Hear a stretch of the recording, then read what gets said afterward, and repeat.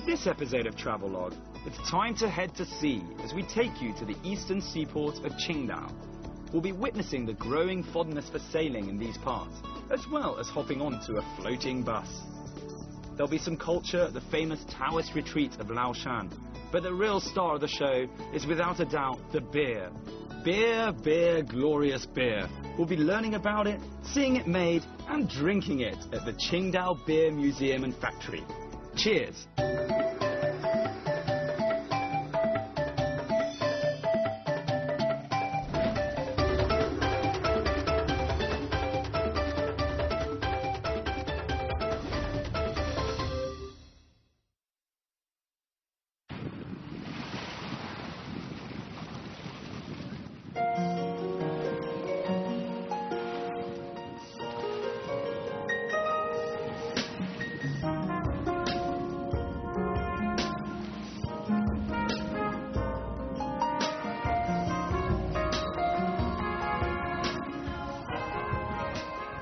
Hi, I'm Mark Edwards. Welcome to Travelogue and welcome to QINGDAO. It's become almost unbearably hot in Beijing over the last couple of days, so we thought why not pop over to a place where the temperatures are significantly lower. It's the fourth largest seaport in China, as well as being a modern, thriving city. I've been told there's a whole plethora of things to do besides just taking in a sea breeze. So let's get started. QINGDAO's International Marina and Olympic Sailing Centre is located on the site of the former Beihai dockyard on Fushan Bay, adjoining the May 4th Square. With an urban population of over 3 million people, you'll find that around these parts it never feels crowded. And there's no quieter place than the waters of the vast Yellow Sea. With a climate that's almost perfect for sailing, it comes as no surprise to find that the sport in QINGDAO is really on the up.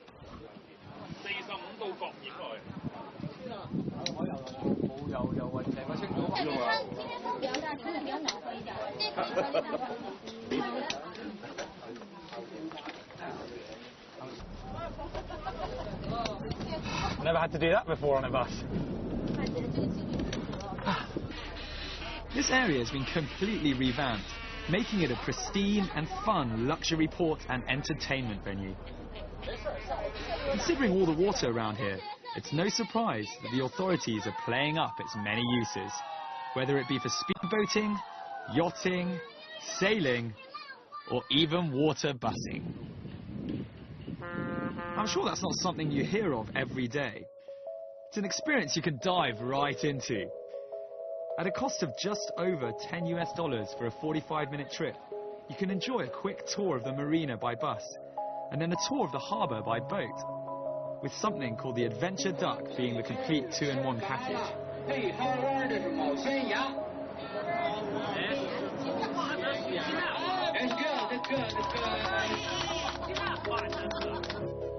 One of the things that really jumps out at you as you sit aboard your duck bus boat is the way this former Olympic venue is still very much alive.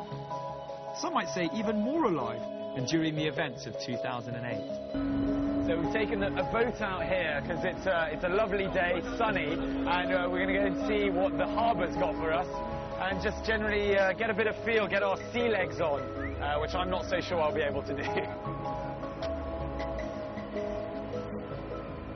One of the main reasons for the success of the marina is the uptake from children who are keen to learn how to sail. So you can find all sorts of things out here. People wind sailing, there's shops and restaurants, there's buses, water buses, our boat butt just over there. Yeah, plenty of things to do out on the sea here in QINGDAO. You'll see kids of all ages getting their boats ready on a Saturday morning, hyperactive and eager to get out on the water. We managed to spot children as young as 5 and 6, looking far more professional as sailors than we could ever hope to be. Don't be surprised if QINGDAO produces a string of Olympic medalists in the not-too-distant future. QINGDAO has another, more peaceful side, besides being a prime holiday destination and weekend getaway. Some cities in the world are totally geared towards the huge source of income that is tourism. but there are people in these parts who just seem to get on with their lives. Stroll around Hebei and you'll see what I mean. Now, the further away you get from the sea, the more you'll be able to take in the everyday lifestyle of the local people. And we're here in Hebei, in the northern part of Qingdao, and immersing myself in a bit of the local traditional culture. Now, that said, if you do miss the sea, don't you worry. They've built they turned what used to be just a mud pile canal into an irrigation system with using seawater. So we get the sea breeze, and I'm going to take some of that in now. Work up an appetite whilst you're out strolling, and you'll be rewarded handsomely. Now, you don't have to have visited the country to know that the Chinese love to eat. Then again, who doesn't? But to Chinese, food is life, health, and good fortune. They live to eat, and China's cuisine is as varied as its geography and people. So I'm by the lighthouse of this rather astutely constructed concrete harbour. We've got boats, we've got masts, we've got one of these weights here, and on top of that, each of these boats is actually a restaurant in its own deed. So you can have yourself some Sichuan food, some local Qingdao food, all in different places. Now, the pièce de résistance, or the icing on top, is the fact that someone lazy like myself can be having some good bit of Sichuan hot pot. Say I feel like a bit of roast meat from a different restaurant, the pulley system behind will have it delivered straight to me.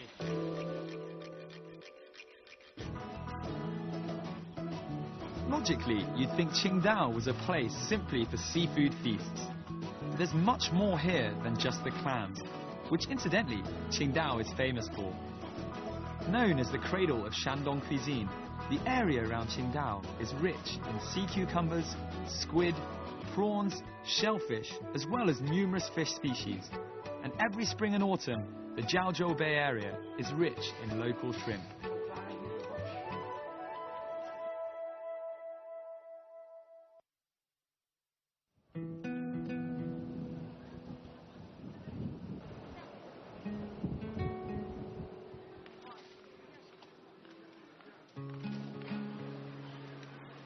Located right in the heart of Qingdao, Hebei district, with a population of over 500,000 people, is the city's economic, cultural, financial and commercial centre. It's not a particularly big area, but if you hop from street to street, you'll find something different around every corner. Here we're in the old part of Hebei, which in turn is one of the oldest parts of Qingdao. This ancient commercial area has a relaxed and friendly atmosphere, almost as though you've strolled into a village square. I've been told that back in colonial times, this is where the Chinese residents would come to meet one another. Well, it doesn't seem to have changed too much over the years. And having seen what the toddlers are up to this morning, it's also a chance to take in the lifestyle of the city's older generation. So out with the old, though not literally of course, and in with the new. In this case, concept. Lots of theme streets. So when you're strolling around the theme streets in Qingdao, you'll find that they're very closely packed together, which is a good thing, because you get to have the smells emanating from the beer factory, the smell of the hops just drifting over as you walk around. I'm heading into the cultural street, so I've been told I can pick up some trinkets and some sort of cultural relics as well. Now, if you're slightly worried about being ripped off, don't be. Qingdao men are renowned for being straight talking. So if it's fake, they'll tell you so, and you'll get an appropriate deal.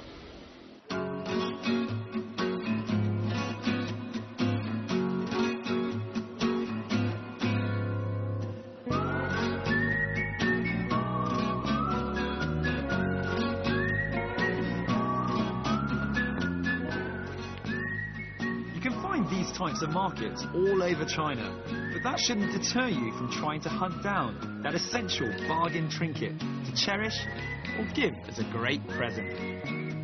Some might be tacky, but others might just earn you a friend for life.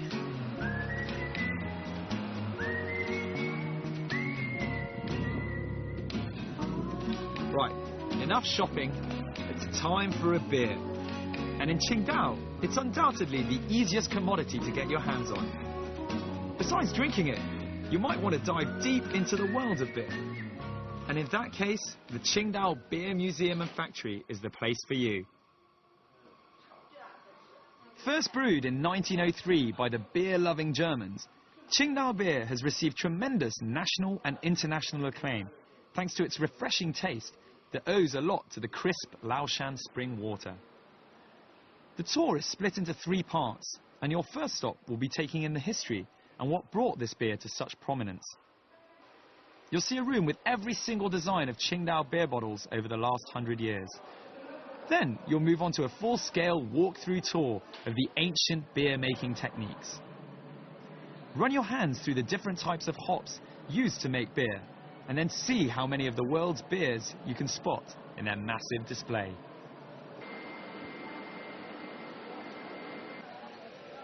From lager frolics back to the real world. Won't take you long to round the corner and be thrust into the heart of the QINGDAO beer-making industry. In many ways, it contextualizes perfectly everything you've just witnessed. The old techniques compared to modern efficiency. Not so much of a personal touch, but you'll still be entranced by the thousands of cans and bottles spinning everywhere around you. Now, whether you're completely, totally teetotal, a raging alcoholic, or have absolutely no opinion whatsoever on the nectar, QINGDAO Beer Factory simply has to be visited. It's got something for everybody. We've got how beer was made 100 years ago, all the way through to how beer's made right now. You can even have your own picture stuck on a beer bottle. And there's a room that simulates being drunk. Wonder what that's like.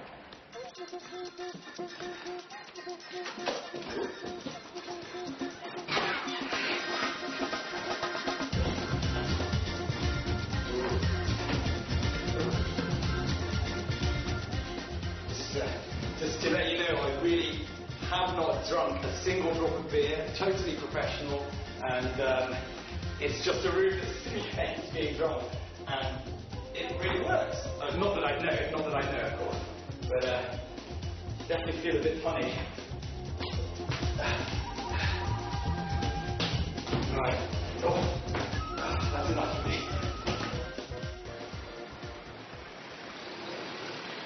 Right, it's 5 p.m. and closing time at the pub.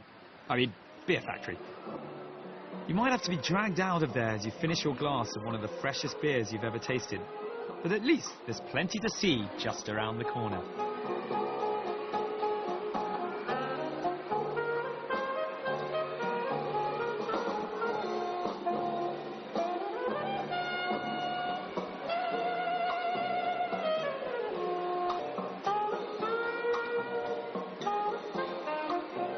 Tianmu Cultural Street is a surreal experience, to say the least, but one which every single city planning council should envisage having.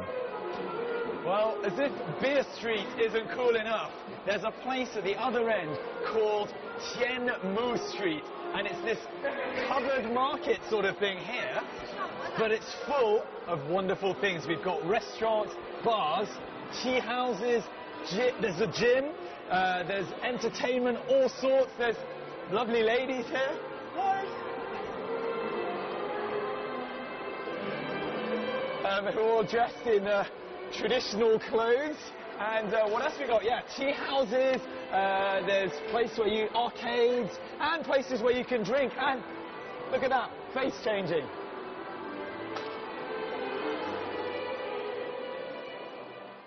Formerly 2 disused factories with a roof added over the top. It's a food, drink, musical, entertainment and visual extravaganza. Open 24 hours a day, 7 days a week. There are hired performers everywhere, and clearly a lot of thought has been put into creating a relaxing atmosphere that appeals to people of all ages, and from all ages. Creativity was a key aspect of Tianmu, and this little pocket of arty innovation even has a foreign bookstore to offer. So we've managed to locate a very nice, quiet little corner in Qingdao, which very much reminds me of the 798 Art District in Beijing. And here, we've also arranged a meet and greet with the owner of a foreign bookstore, because the population, there's a huge number of foreigners here in Qingdao, predominantly Korean and Japanese, I've been told, which makes sense considering how close those countries are to the coast on this side. So let's go and meet. For the next 2-3 years, and then depending on how business is going and how, also depending on what, if we found a school. Who's this little guy? This is Liam, my son. Is Liam going to be speaking Chinese? Yes, definitely. Brilliant. So, how much it was? Rather surprisingly, this bookstore seems to be as popular with the Chinese as with the foreigners. Come down here if you're looking to buy a brand new bestseller, pick up a bargain second-hand book, or simply improve your English at the many workshops on offer. There's certainly an air of enthusiasm about the place.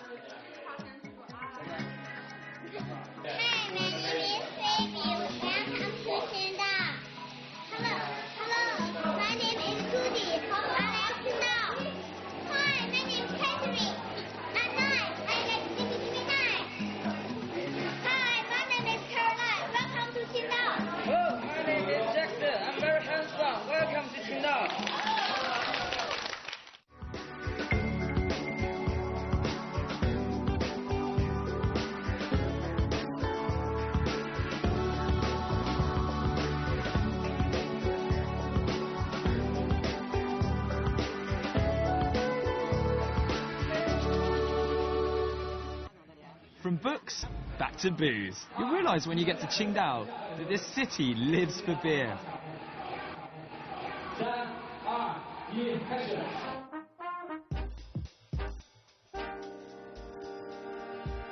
We chanced across this little competition, although little is obviously not the word for the glasses. Tonight's show was actually set up to separate the wheat from the chaff, as it were. It's the qualifiers for the annual beer drinking competition that will take place at the Qingdao International Beer Festival in a few weeks' time. Just to give you an idea of what sort of competition you'll be up against, last year's winner managed to down 1 litre of beer in 9 seconds. It takes place between August and September every year and is filled with merry-making activities. Can't make the Oktoberfest in Munich? Fear not. There's an alternative on the east coast of Shandong.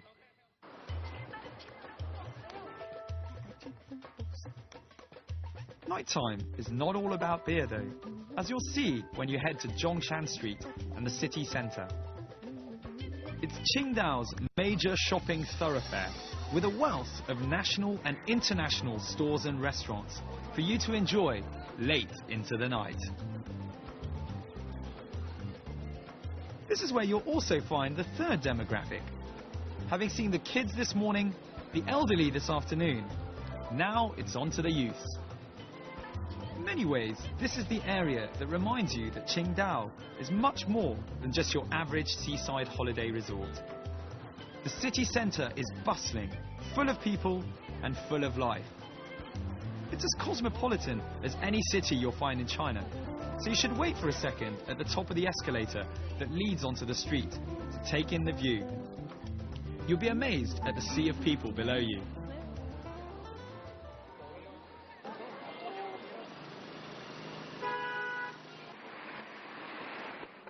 But in all honesty, the shopping area has little more to recommend it than, well, shops. The other side of the nightlife is inevitably linked to... have you guessed it? Of course, beer.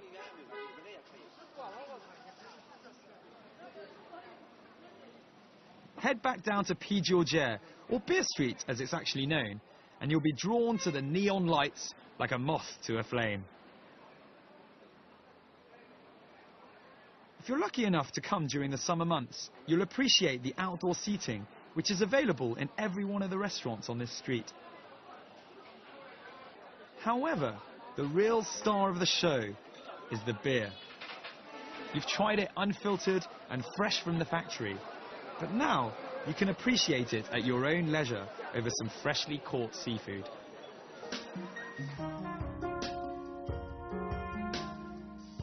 Beer doesn't get much fresher and better than it is on this street. Only once you've tasted it will you see the difference. That said, beware. Once you've gone unfiltered, you may never go back.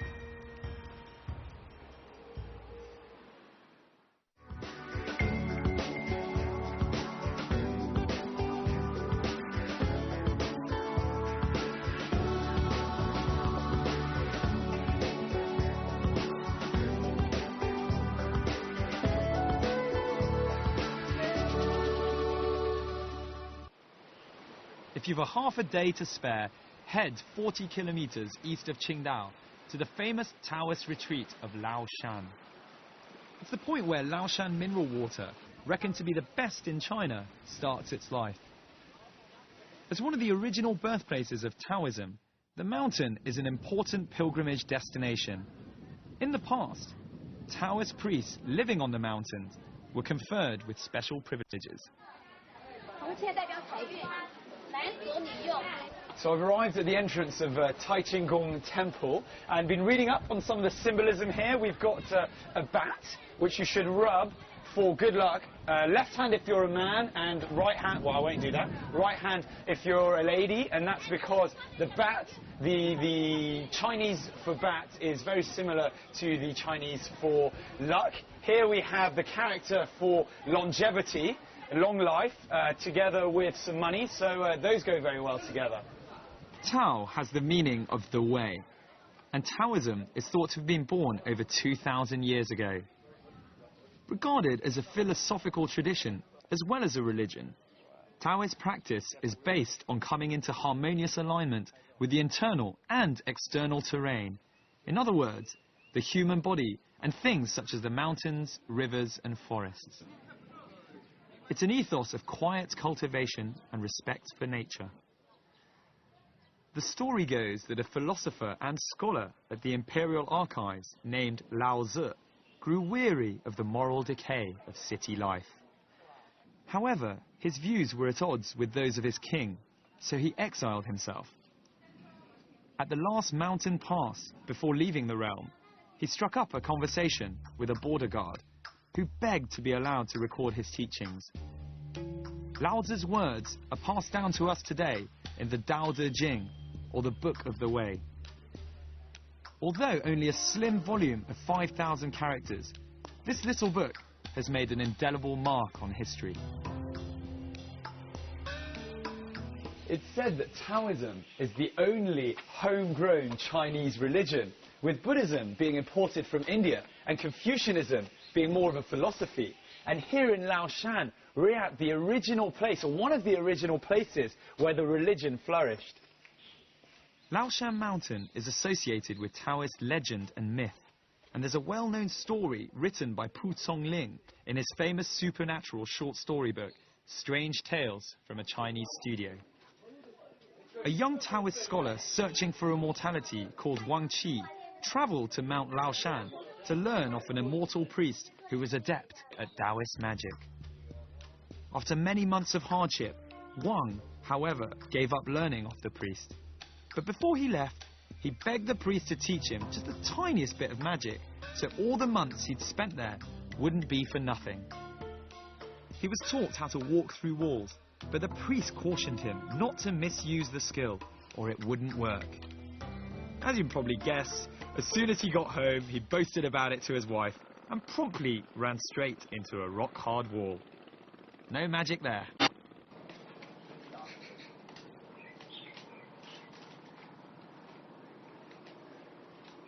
The setting for the palace is quite idyllic, and there are actually paths up to the summit of Laoshan.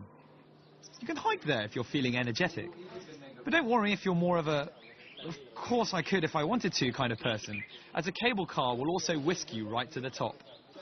Once at the peak, do be wary of the extremely high winds. We were warned that visitors had been known to be blown right off the mountain and into the sea. Don't say we didn't warn you. In any case, once at the top, you'll get a really good impression of what the whole world now refers to as feng shui. Feng shui means wind and water, so it's obvious why its powers are said to be so powerful on Laoshan. Feng shui has been used for thousands of years in China and the Far East as a method of determining the best or most appropriate locations for leading a harmonious life. In layman's terms, it's basically the best places to stick your stuff if you're looking for a bit of good luck.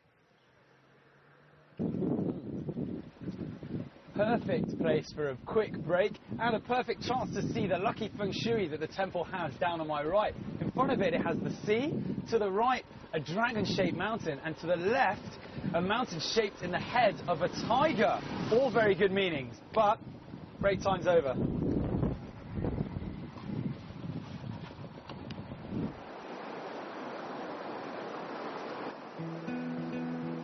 All in all, Laoshan is a must-see when you make it down to this part of Shandong. You've got the sea and the mountains all wrapped up in one. The best time to visit the mountain is probably from early June to September, when the average temperature will be around 20 to 28 centigrade, and there are fewer clouds to obstruct the incredible views. The bit I hate the most as the sun sets on QINGDAO, and unfortunately our programme also for today. Now, as well as being a fantastic summer seaside holiday resort, there's a lot more to this place, both historically and culturally. And if anything else, they brew a top-notch beer. I'm Mark Edwards, and I'll catch you very soon on another episode of Travelogue.